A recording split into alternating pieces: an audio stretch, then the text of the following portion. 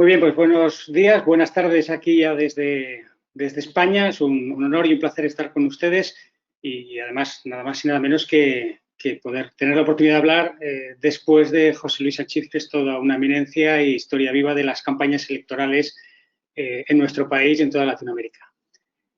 Me gustaría empezar recordando una historia por sabida por todos, pero seguro que la han escuchado más de una vez, ¿no?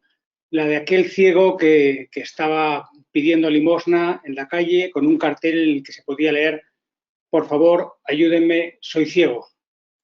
El hombre estaba pidiendo limosna, no parecía tener mucho éxito, había unas pocas monedas en su humilde taza de hojalata, hasta que pasó por delante un publicista, un experto en comunicación.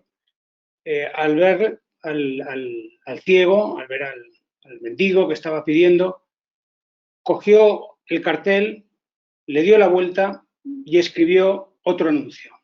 Lo volvió a poner, ese pedazo de madera, sobre los pies del ciego, y este le preguntó: ¿qué has puesto en el cartel? El publicista le contestó: nada que no sea tan cierto como tu anuncio, pero con otras palabras.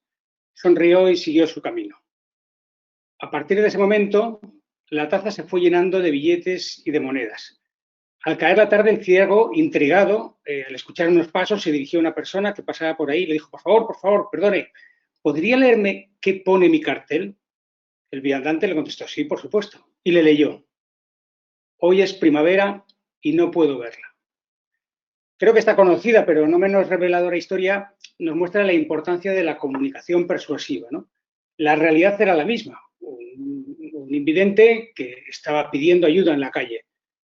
Los dos mensajes eran ciertos, los dos mensajes eran verdaderos, pero uno fue más eficaz, tuvo unas consecuencias distintas, tuvo unos efectos distintos, apelaba más al lector, hacía incluso que este mismo reflexionase sobre la situación de que estamos en primavera, le mostraba las consecuencias de su carencia en este sentido, del sentido visual, ¿no? Vemos cómo la comunicación puede cambiar la percepción de la realidad y puede cambiar, por tanto, los comportamientos ante ella. Esta anécdota me da pie un poco para iniciar un poco lo que quería compartirles aquí con ustedes. Hablando con Daniel Ríos sobre esta sesión, pensamos que sería interesante, a lo largo de todo este Polyconference van a tener sesiones como la que ya hemos tenido, ¿no? Muy prácticas, tremendamente útiles, muy pegadas al terreno, algunas seguro que van a tener muy sofisticadas, pero veíamos que podía ser también interesante para ustedes tener una sesión también un poco más reflexiva sobre los conceptos fundamentales, ¿no? Pararnos a pensar y a repensar quizá lo básico como una especie de marco de lo que vendrá a continuación, de lo que vendrá después. No hay nada más práctico que una buena teoría. No entraré en grandes definiciones ni en corrientes de pensamiento de la comunicación política, sino, como digo, solo quiero reflexionar o recordar algunas de las bases de nuestra profesión y de lo que nos dedicamos, ¿no? Sabiendo también que entre la audiencia pues hay expertos en comunicación política, que sería más bien recordar, hay quizá políticos, candidatos, otra gente que no esté habituado, quizá no tenga este contacto tan cercano, ¿no? Por tanto, vamos a analizar, por así decir, lo básico, los conceptos más básicos para poner un poco de marco a lo que será todo el Polyconference a lo largo de estos días, ¿no?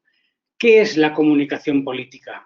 Claro, bajo este término hablamos de marketing político, hablamos de propaganda, hablamos de campañas electorales, de comunicación de gobierno, hablamos incluso de periodismo político, de activismo, de movimientos políticos sociales, incluso de asuntos públicos.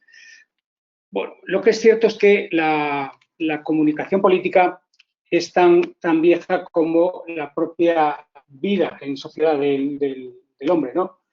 Desde que el hombre vive en sociedad, la comunicación, la representación simbólica del poder, de la autoridad, ha sido objeto de presencia clara, ¿no? en ese devenir de la comunicación política.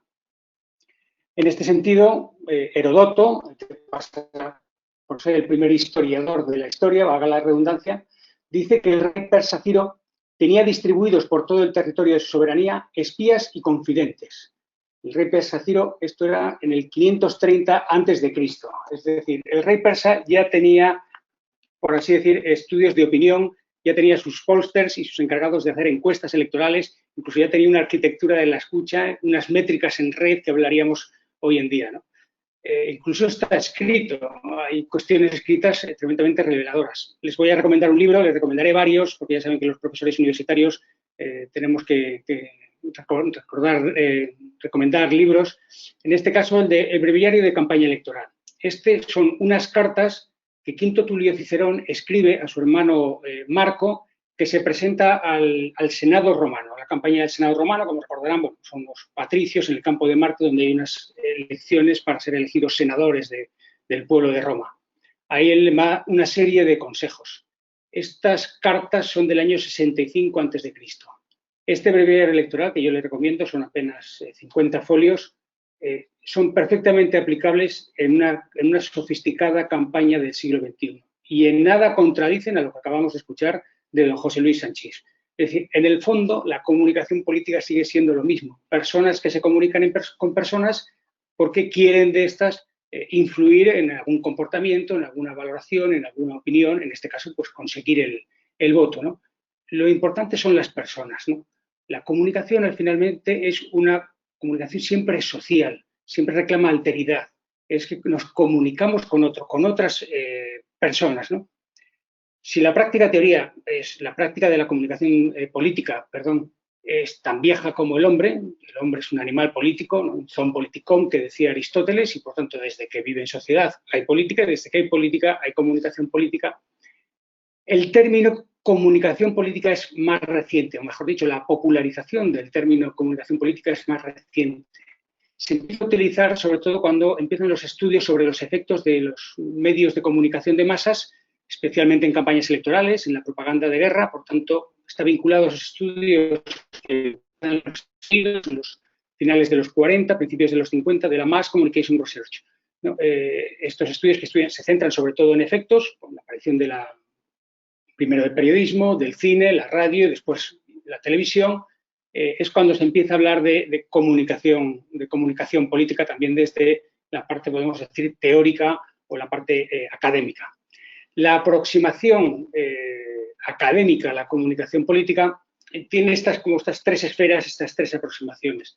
Desde la ciencia política se estudia la comunicación política, ¿no? La comunicación política, como veremos, es parte fundamental de la política, y aquellos que estudian la política, por supuesto, tienen que estudiar también la comunicación política.